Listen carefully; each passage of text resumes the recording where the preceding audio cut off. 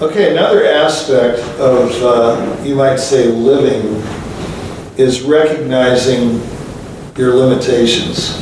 I find that artists, baseball players, again, it's all related.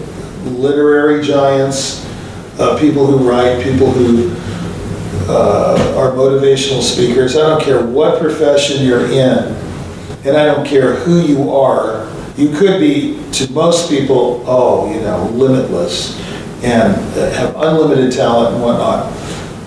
Everyone has their limits. Everyone should know their limits. Everyone should know their strengths and weaknesses. These are axioms of life that have been repeated through the ages. Everybody knows this, but it's very important in the case of an artist to know what they should do, what they can do, what they could do, and what they should not do. Like a friend of mine said the other day, make a video that says, you should not do this. Or what not, no, he didn't say that. He said, what not to do in fill in the blank. Well, we can say that about piano playing. I'll tell you one thing you should not do when you play the piano is lift your fingers 10 feet in the air and then slam them to the keyboard. That is a no-no. So, there's one. Regarding piano playing, I think economy of motion is really the word of the day. That's how I came up with some of my later breakthroughs, like pressure, equal pressure on each from each finger to each note that each finger is playing, meaning just equal pressure, period. Doesn't matter how much color you're producing, whether it's a loud sound, a soft sound, a mezzo forte sound.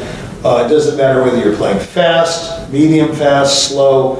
Equal pressure on every note is the word of the day. It's just more reliable. It's more vivid. The sound is focused. There are many, many attributes to this way of playing. But back to this before I got started on the actual techniques. Our limitations define us in a way.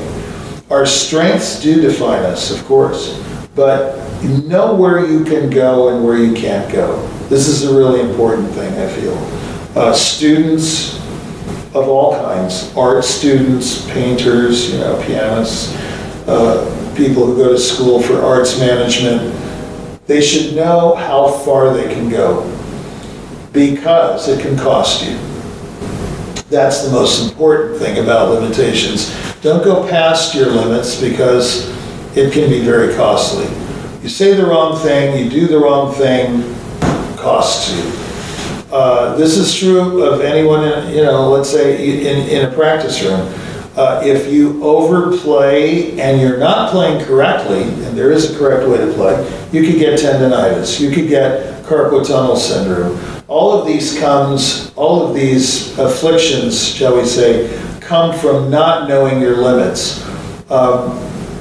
Jorge Bolet, or George Bolet as he was known, he's a 6'4" pianist, right? I mean, he's a big guy. He can do things at the piano most normal people cannot do. If you tried to play like him or somebody smaller, say, they might break their arm, He was just that kind of a guy. He had a tremendous physical ability, and I don't know how he played. Even when I studied with him, I wasn't perceptive enough during those years to pick up, that's what he's doing physically. I tend to think now that he was applying pressure on each note. Listening to him, the equality of sound in each, they're like pearls, I mean, the sound he made was just almost unimaginable. I've never heard a pianist sound like that. That doesn't mean he was the greatest artist, it doesn't mean he was the worst, it doesn't mean he was the most poetic, but the sound was undeniably Bolet. And I think it's because he understood his limits. He never overplayed, although sometimes you thought, there's no instrument in the world that can deliver what he's thinking in his mind, because his playing was overwhelming at times. But again, I thought he was a man, a pianist, a musician who knew his limits and never went beyond the outer limits, like that TV show in the late or early 60s. I happen to like that show. Oh yeah. Your weaknesses can become strengths. This is very true. If you're not particularly good at something and you develop that weakness, development, it's a really important word. We'll get back to this when we talk about name brand artists and development artists. Or some people derogatorily refer to them as wannabes. But development of a weakness can become what? A strength. Development of a weakness can become a strength. That is so important.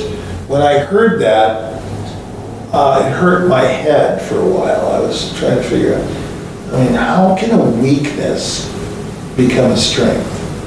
Through development of the weakness. So what's development? Well, think about it musically. Think of a development section in a sonata, right? You have the exposition, you have the development, and a recapitulation. So the development is really important, would it not be? Because you're developing the material you just heard.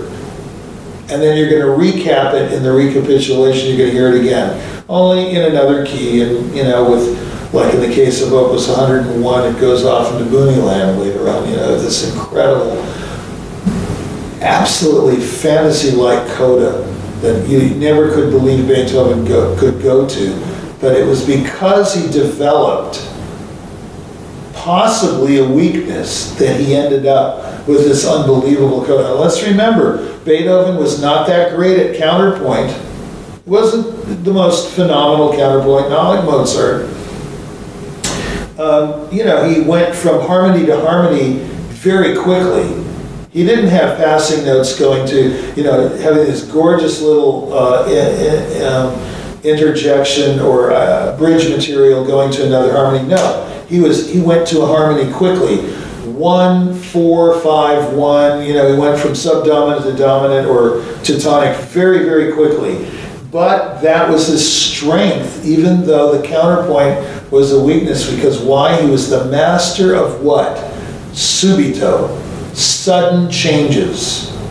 He was the master of that. A weakness becoming a strength.